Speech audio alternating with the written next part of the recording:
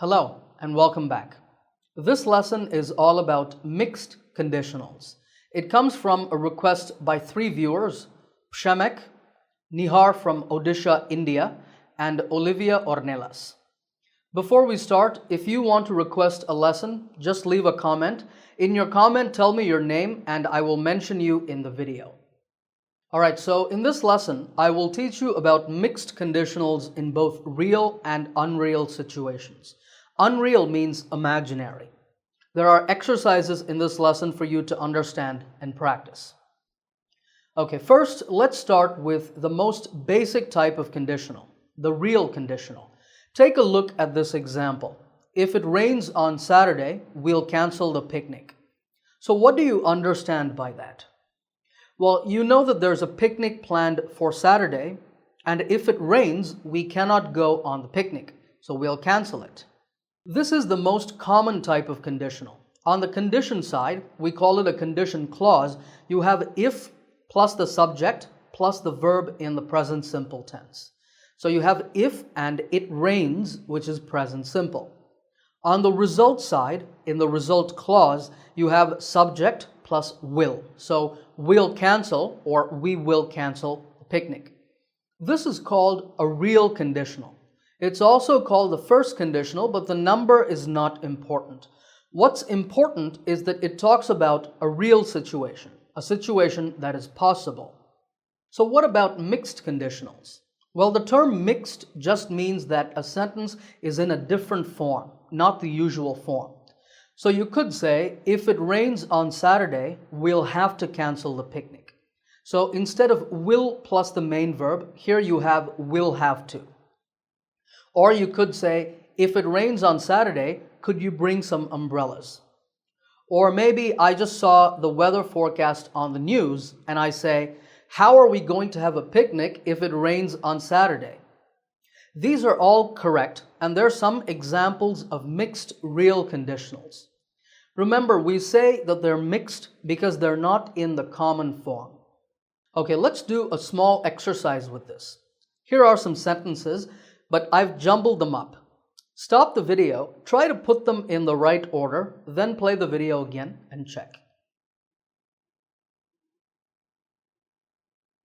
Alright, number 1 is, if you don't mind, could you speak a little more slowly, please?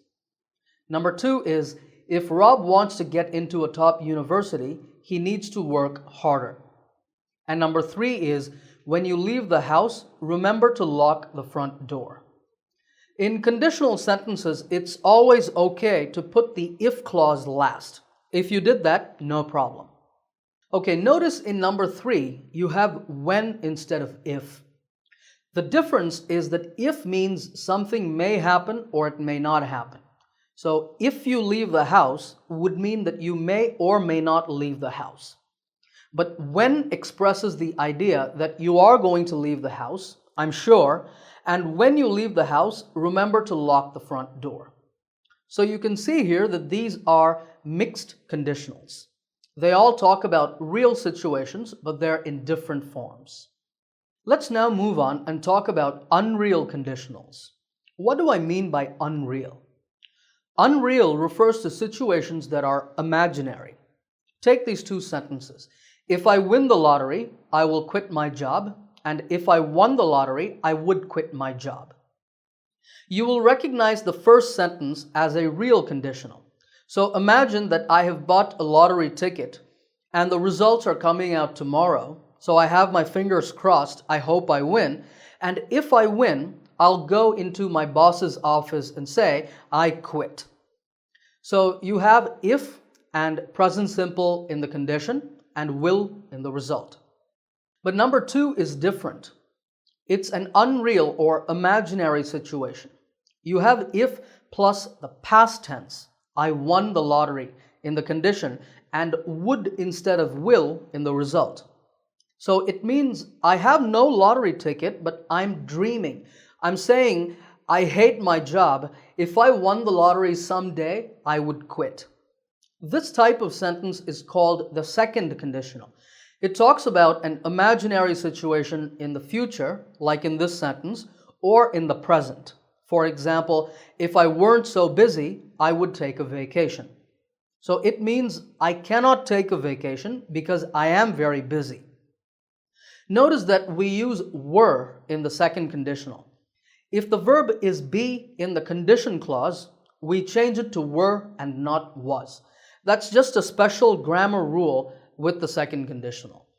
You can also talk about the past using unreal conditionals. Remember my lottery ticket? Let's say I bought a ticket, but I didn't win. So I might say, oh, if I had won the lottery, I would have quit my job. That means I bought a ticket, but when the results came out, I didn't get it. So I'm dreaming, but about the past this time. Or in this next example, if Ramya had told me it was her birthday today, I would have bought her a present. What does that mean? It means it's Ramya's birthday today, but she did not tell me and I didn't know, so I didn't buy her a birthday present. But thinking back to the past, I can say, if she had told me, then I would have got her a present. This is called the third conditional. It's an unreal conditional that talks about the past. You make it with if plus the past perfect tense using had plus the verb in past participle form in the condition and would have in the result. Okay, now that you know these, let's talk about mixed unreal conditionals now. I have some sentences on the screen. The conditions are all in place, but the results are all mixed up. Stop the video, match the conditions to the results, then play the video again and check. Alright, number 1 is, if Rob had worked harder in school, he could have gotten into a top university. This is a third conditional, meaning it's an unreal conditional that talks about the past. But notice that instead of would, we have could. You can also use might here. You can say he might have gotten into a top university. Number 2 is, if I had won the lottery, I would be sitting on a beach in Hawaii right now. Here you see that we have a past condition, if I had won the lottery, say yesterday, and then we have a present result. I would be sitting on a beach in Hawaii right now. This means I didn't win the lottery, so I'm not at a beach. So you see that it starts like a third conditional, past condition, but then the result part is like a second conditional, present result. Number 3 is similar. If Renee hadn't yelled at her boss, she would still have a job. So Renee yelled at her boss and she got fired. So she doesn't have a job now. Again, you have a past condition and a present result. Number 4 is, if Arjun were a smart investor, he wouldn't have bought those worthless shares. Notice here that the condition is in the present, so it says that Arjun is not a smart investor, and then the result talks about something he did in the past. He bought worthless shares. Why did he buy them? Because he's just not smart. Sentence number 5 is similar. If I didn't have so much homework, I wouldn't have stayed home. I would have gone to the movies with all my friends. So it means I have a lot of homework, so because of that, I was not able to go to the movies. All my friends went, but I had to stay home and do my homework. And finally, number 6 is, if I hadn't lost my passport, I would be going to the conference in Vienna next week. So I lost my passport, that happened in the past, and the result is in the future. I cannot go to Vienna next week. So these are the most common types of mixed unreal conditionals. There are some other combinations, but they're not so common. The ones that you see on the screen are the most important. Alright, to close this lesson, I want to give you some quick advice on learning and using conditionals. Don't focus so much on the words first, second, third, and mixed. They're useful, but you should be paying attention to real and unreal. If you're talking about a real situation in the present or future, use if plus the present simple tense in the condition. In the result, you can have will, or you can have other words such as could, can, might, or a question. If you're talking about an unreal or imaginary situation, think about the condition first. Is it present or future? Then use the past simple tense.